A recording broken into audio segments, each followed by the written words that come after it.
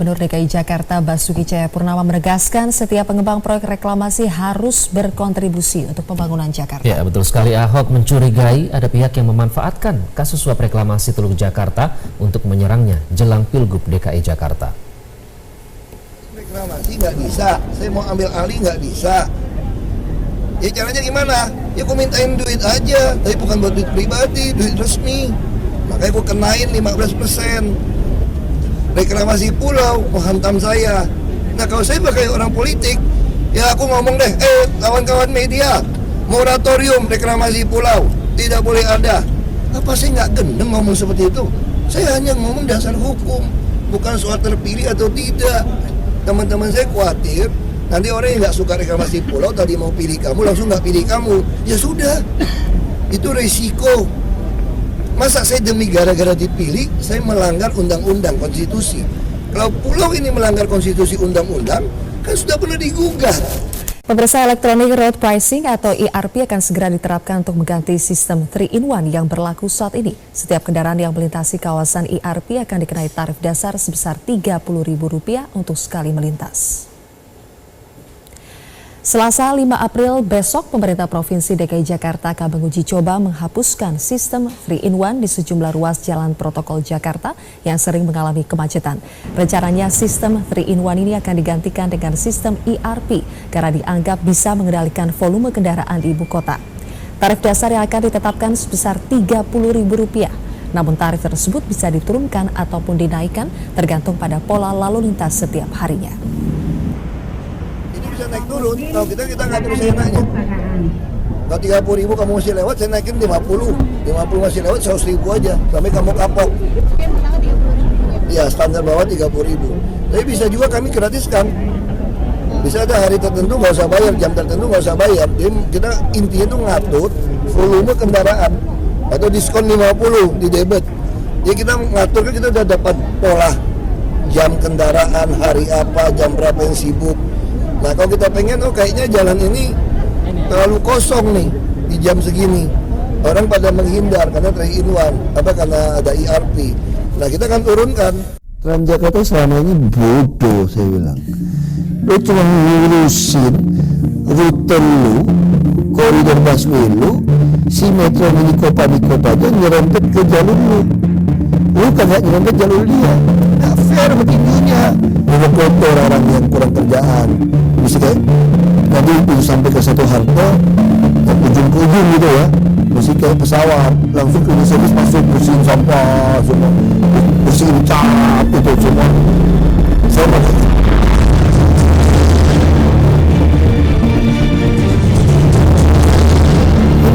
Kita mau masuk lagi ke Jakartawan. Kita mau bikin kayak Visa Card, Mastercard. Nah saya captive market, bus segala macam. Saya mau bang, lu mesti ikut gua. Lu tempein. Wah kita akan bikin cashless city Jakarta. Cashless society, cashless city. Lu kalau nggak mau pakai kartu nggak bisa belanja, lu nggak bisa beli PKR. Kita lagi ngatur nih, nggak bisa bayar parkir. Kita lagi mau lelang parkir mesin. Nah kita mampu. Nah, gue minta BI bantu, utang buat saya mau bayar semua. Ini menarik. Bus nanti Transjakarta mulai Juni, Oktober berubah total. Kalian akan kaget, gimana cara bikin Metro Mini bangkrut, tau nggak? Tahu nggak bikin Metro Mini bangkrut, gimana cara, tau nggak? Transjakarta selama ini bodoh, saya bilang. Lo cuma ngurusin rute lu, koridor busway lu, si Metro Mini Kopa aja nyerempet ke jalur lu. Lu kagak nyerempet jalur dia. Gak fair petinjunya. Lu serempet dong semua jalur dia sekarang. Jadi kalau ada Metro Mini lewat, lu tempel satu bus sama dia, persis. Lu tempel persis. Dia kemana, lu ikutin kemana. Tapi bus lu beli Mercedes yang 9,9 meter, kursi itu kayak reclining seat. Duduk legroomnya pun masih longgar. 2 kursi hadap ke depan kayak bus wisata, kayak bus naik pesawat, berdiri cuma 1 orang.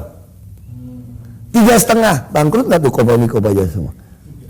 Siapa yang mau naik bus dia? Kita punya duduk. Kursi aja boleh, kalau di bus Australia kan sudah dia yang desain. Gue mau desain persis bus di Australia. Itu bantu gue, terminal semua. Termasuk roomnya semua sama. Udah tinggi bus saya, duduknya masih pas, duduk berdua masih oke. Nah ini baru bos saya bilang. Kita lagi pesan ini, mungkin minimal Juni boleh datang sampai Oktober. Tapi saya pesan sama Dirut Transjakarta, lu ingat ya, kita ini bos yang baik hati, paham maksud saya bos baik hati. Semua Metro Mini pemiliknya segala macam, lu suruh bus yang agak lebih dikit lah, lebih kecil dikit, tapi hadapnya juga sama. Kita bayar dia rupiah per kilometer, sopir dikasih 2 kali gaji, terus rekrut buat sopir, lu rekrut orang-orang yang kurang kerjaan, mesti kayak nanti itu sampai ke satu halte yang ujung ke ujung gitu ya, mesti kayak pesawat, langsung cleaning service masuk, bersihin sampah semua, terus bersihin cat itu semua. Saya mau kayak gitu. Jadi si pengusaha bus gimana? Tetap happy kok, dia kredit, nanti dapat duit. Kita bayar rupiah per kilometer, tapi aku kunci ya, lu kalau ngebut itu mobil lu nggak bisa ngebut. Ya yang mesti jatuh, kalau nanti ngebut terus lu dapat ya, ada GPS, dibatasin ngebutnya. Nah kita bisa kontrol rumah Australia yang desain semua. Jadi saya pikir ya, ngurus Jakarta itu nggak susah. Asal kamu nggak terima suap, kamu nggak berpihak, nggak takut mati, tapi hilang jabatan, ya takut apa lagi?